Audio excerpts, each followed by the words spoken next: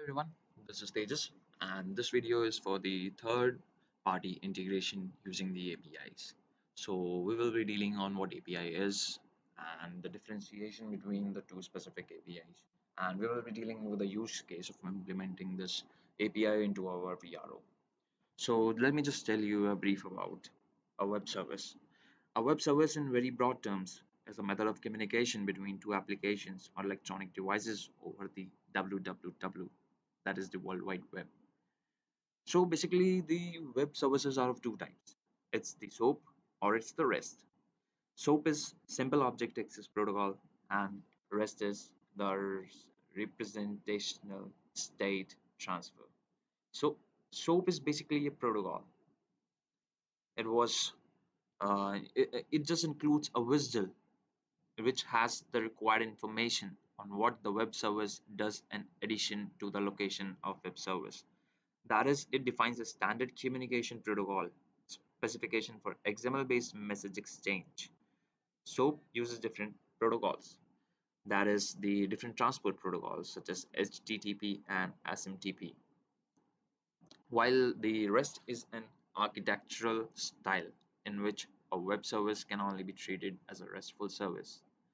So it has certain constraints, that is the client server, stateless, being cacheable, layered system, uniform.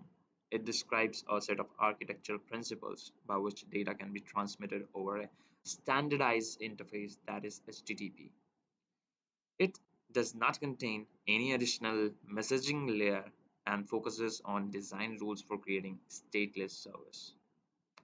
So I hope you're getting clear with these 2 points.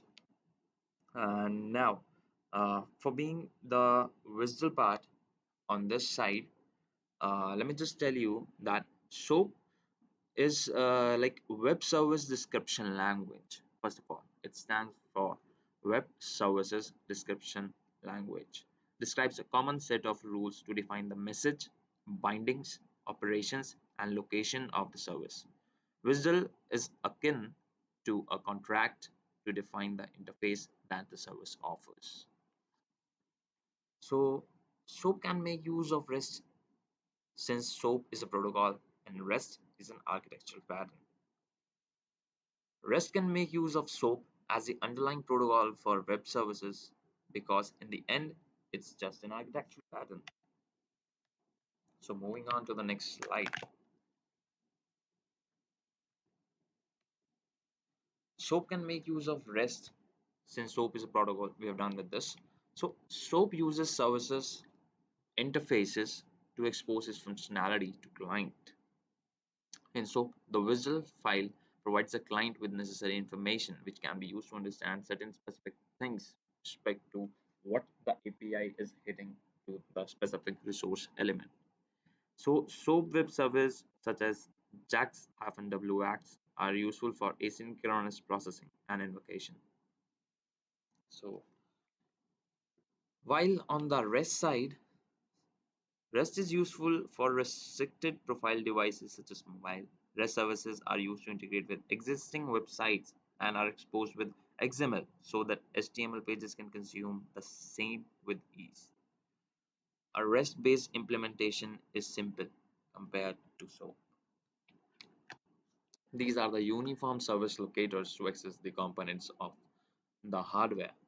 For example, if there is an object which represents the data of an employee hosted on a URL such as this, the below are some of the URI that can exist to access them. SOAP can only work with XML format as seen from SOAP messages. All the data is passed is in the XML format. REST permits different data formats such as plain text, HTML, XML, JSON, but most preferred format for this REST API for transferring the data is JSON. So we will be dealing on this part as well. So let's get on with how to add a host, how to add an operation based on an API, and how to generate a specific workflow, that is either the get, either the post, or either the put. What these get, post, put, delete, and other patches. The command for this APIs are, we will be dealing with this later on when we will implement the same in this VR client. So this is our HTTP REST, which is in the library folder, and in the configuration folder, which is the subfolder of the HTTPS REST, we can see that there is a workflow named as add a REST host. So add a REST host, we will be adding the FQDN of a specific server as a host on this VRO client. We will be adding the REST resource path, basically the resource you want to hit, that is the resource path. So that will be added as an operation, because the operation, whatever the operation you want to perform, that is the get, post, put, delete, patch, etc., etc., will be added as an operation, so that this specific operation to that specific resource, which is either to be created, which is either to be updated or deleted, will be performed. That's why this is add a REST operation. And based on what operation you need to perform, that is the get, post, put, you will need to generate that specific workflow, generate a new workflow, so that you can either update, delete. Basically this is the operation calling, and this is the actual execution of the operation where the content is being passed. So let's just run this workflow, add a REST host.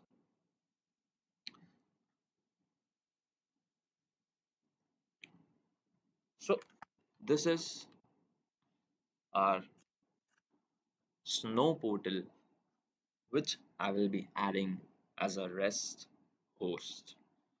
So this is my FQDN for that Snow, and when I hit it, you will be redirected to the service now.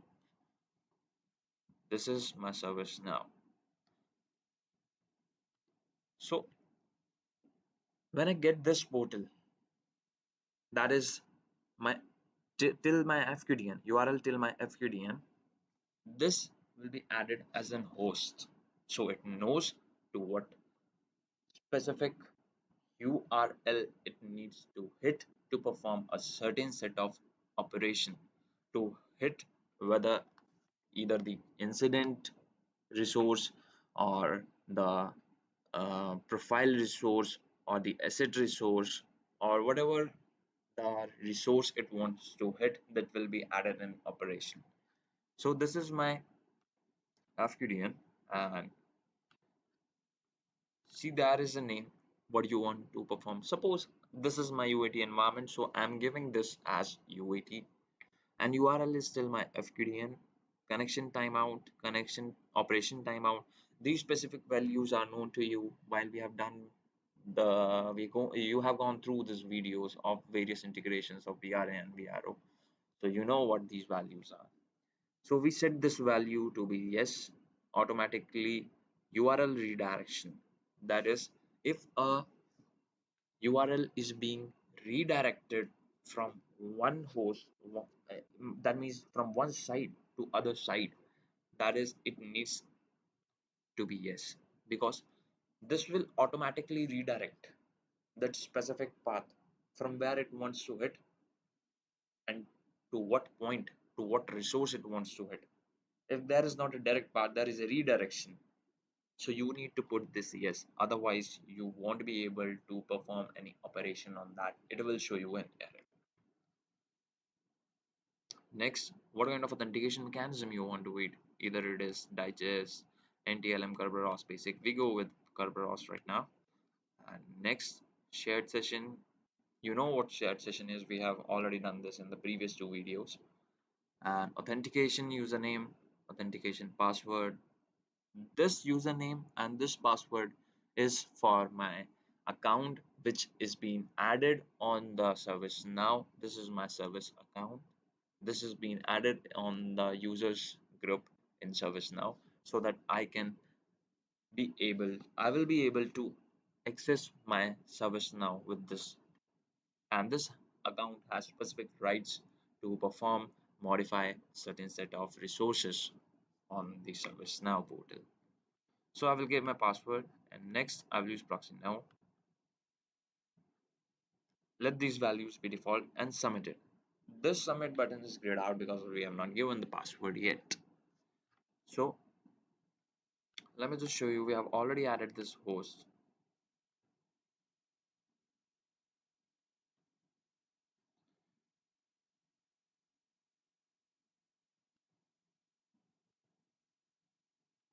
We have already added this host, my ID support.servicenow .com UAT, and my URL is this. I have got my authentication basic, username VRO auto, and all the value predefined. Whatever the values you have given are there. So I have added my host. Next is the time for adding a REST operation. So let me show you what specific values the operation needs. So when we run the workflow, it says, let me show you the last operation. So I have added my parent host, that is the host which I have recently added. I will get that host, that is the HTTPS to what host I want to perform a specific operation. I will add that host. Name is put, that is I will be updating some specific group, or I will be updating some specific resource, either that is the assignment group or either that is the state of our incident. So I will be updating that specific resource. So I put this name as put and sysid UAT operation. Template URL. Template URL is fqdn slash API slash now slash table slash incident slash curly braces sys underscore id and curly braces close. So this is the exact format for the API, so that I will be able to hit that specific resource in the ServiceNow portal using this format and what exactly a SysID is. So you've got that incident. So every incident has a unique SysID. Using that unique SysID, you will be able to perform certain set of actions on that specific folder. So we have got created this URI. Basically, it's the template URL that is to the uniform resource which you want to hit. You will be able to hit that specific resource because of this template URL. And in the incident slash sysID, in the sysID, you will need to fetch that specific sysID and put it in here. So I have got my method as put because I need to update. And the content type is, I told you for the rest is JSON we are using, that is in the key value form. So content type is basically application slash JSON, and you can submit it and your operation will be added. And I can show you what operation you did add right away.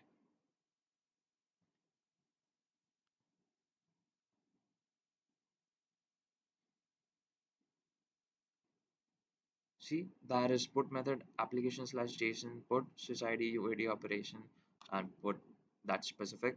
This is the operation which you have given. That is the API slash now slash table slash incident slash sysID.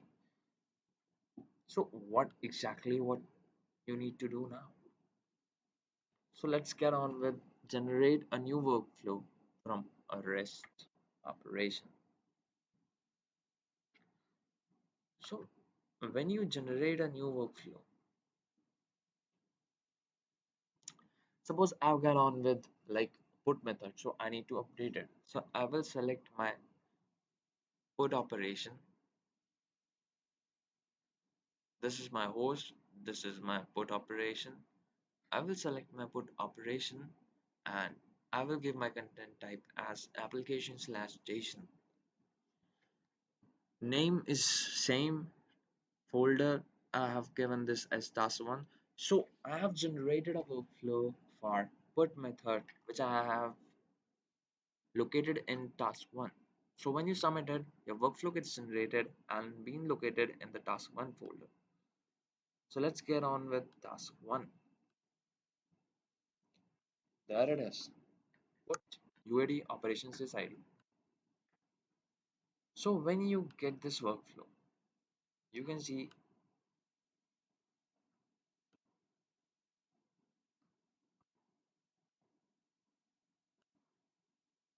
this is your workflow wherein the sys ID is being given as the input parameter. You can see the sys ID is being the input parameter. So where do you get this input parameter? Sys ID as an input parameter. We need to fetch that specific sys ID using the incident number and we pass it in here so that using that specific unique sys ID you can update a specific resource element, whatever you want to change, whatever you want to delete, whatever you want to create. So this is my generated workflow. How do I use this workflow? How do I fetch that sys ID? So we will get on with this now. So I have created a simple use case and let me just show you.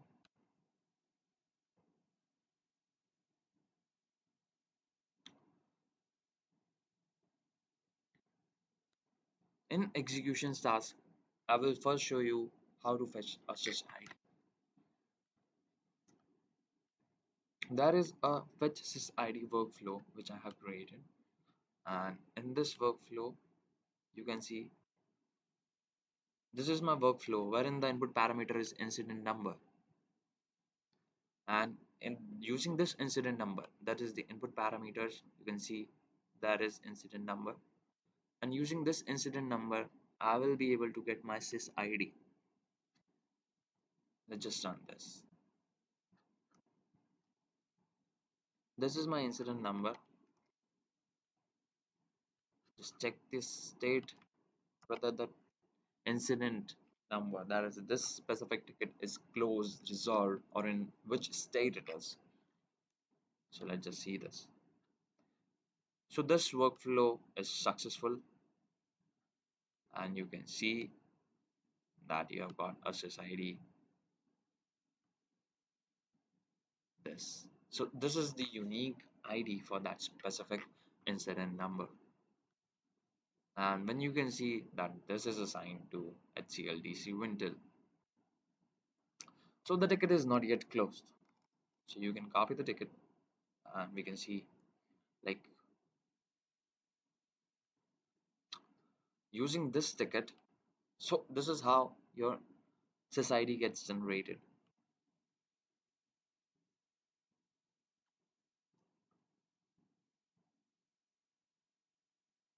So now what I will do is I will put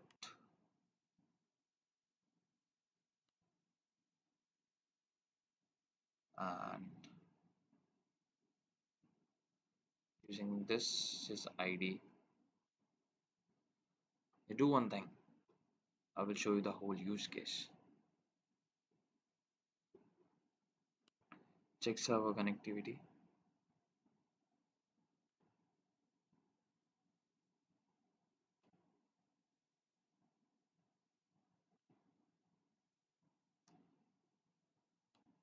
There is this incident number. Let's just first check the incident number state. So what this use case is doing is it just check that input parameter is one target server. We need to check that specific target server whether it's pingable or not. So this is first we get that sys ID and you can see the ticket is being closed.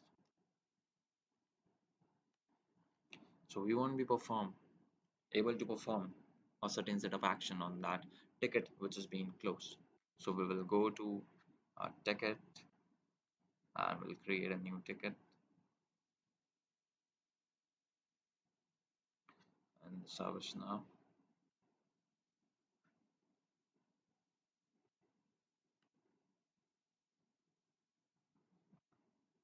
So you will be able to see how we can generate a ticket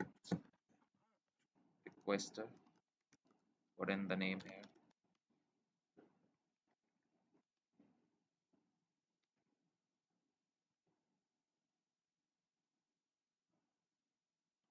Let it search, observe it for a while, and you can select it, affected users,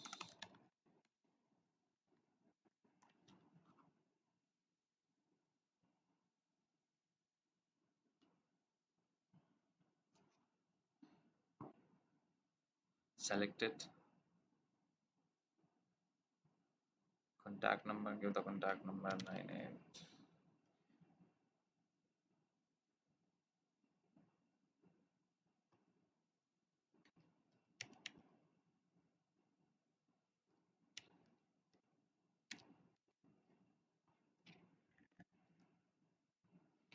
contact type, phone, category, third party, other, subcategory,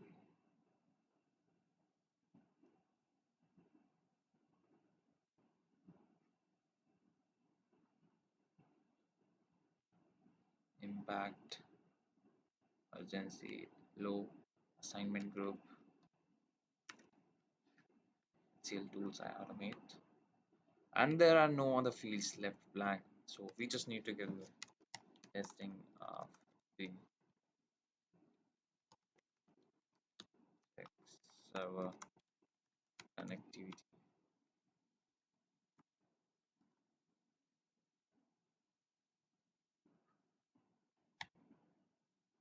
and you can save it.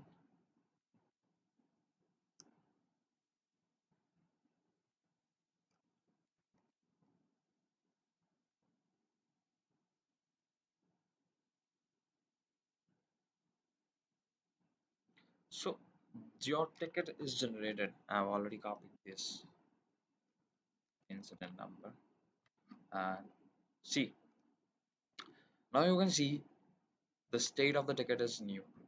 So what I will do is I will just update the state of the ticket as resolved or assigned.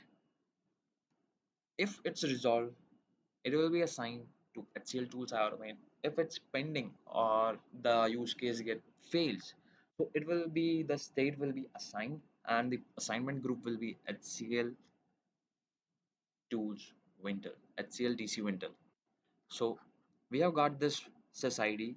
If we get this sys, we'll be moving forward, else we will stop the use case right away because without the sys you cannot perform any operation on that incident. So herein I update the status of the ticket as in progress. Herein I update, that is I check whether my server is pingable or not. If my server is pingable, I will update the status of the ticket. It's resolved. Otherwise, I will be assigning the ticket directly to the pending state that is assigned to HCLTC winter. So let's see. Let's get with this G use case. I hope you all guys are clear with all of the things we have done right now and we have done through this phase. So we will run this workflow. It has got certain set of input parameters, that is the incident number. I get this incident number as 11664438. That is the incident number is this and the state is this. Assignment group is HCL tools I had made. If this use case is successful, so the state will be resolved and priority will be same. Assignment group will just be changing, that is the HCL tools automate, because HCL tools automate created this ticket and the ticket is being resolved by HCL tools automate. But what in case the workflow gets failed? If the workflow gets failed, the state will be assigned. Assignment group will be HCLDC winter. So let's just first run this use case for failed state.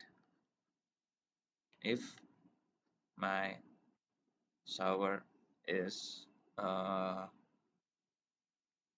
let's say pages, there's no server name pages, so it will just fail.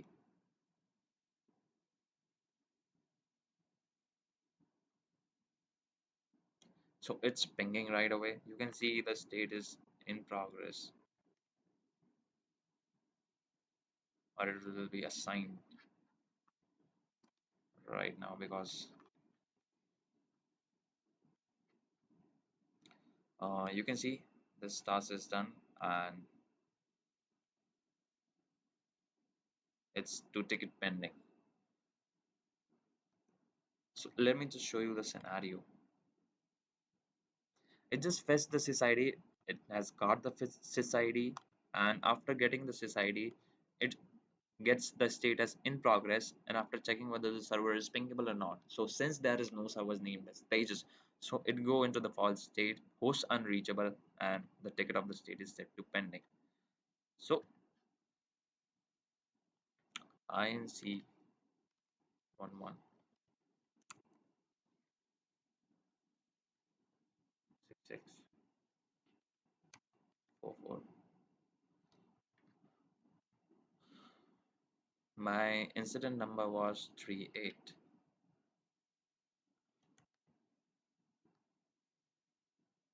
So see, the state has already changed. It's been assigned, and the assignment group is changed to HCLDC Winter. So what in case if I give the correct server name? CHI SQL VM01.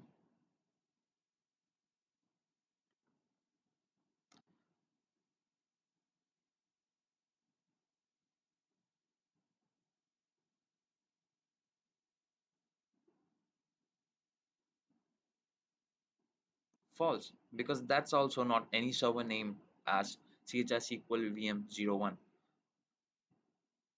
The correct server name is CHI SQL VM001.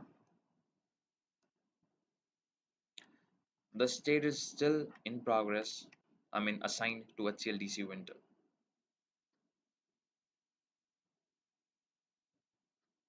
So it's again checking it, and it see runbook executed successfully because the server was name was correct and server was up.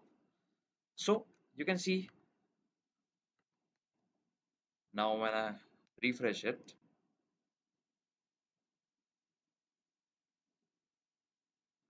your state has been resolved and the assignment group is SCL tools Winter. So this is how the process is done. This is the use case. So I hope you guys are clear with this. So how the ticket is being updated. So let me just show you. We have got that put workflow which we have generated to update the ticket. So this is my put workflow, put UAT operation. This is my workflow. I've already showed you. I've already shown you this workflow, the scripting thing, wherein the input parameter was the sys ID. Using this sys ID, the workflow gets updated. But what content do I need to pass, and how do I pass that content? So let me just show you. For the resolved states, I should take copy it.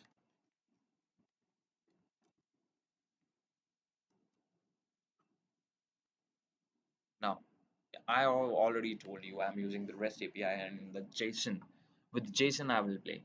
So I have created a JSON in which the state I have updated as 6. This is my specific number for that specific portal, where this number indicates that 6 state is being numbered with respect to the resolved state. That means the state 6 and the incident state 6 means the ticket is in the state resolved. Work notes. Ticket is resolved, target server is pinging. Where you can see the work notes. In the activity history, in here, you can see ticket is resolved, target server is pinging. So work notes are updated there. What you have done?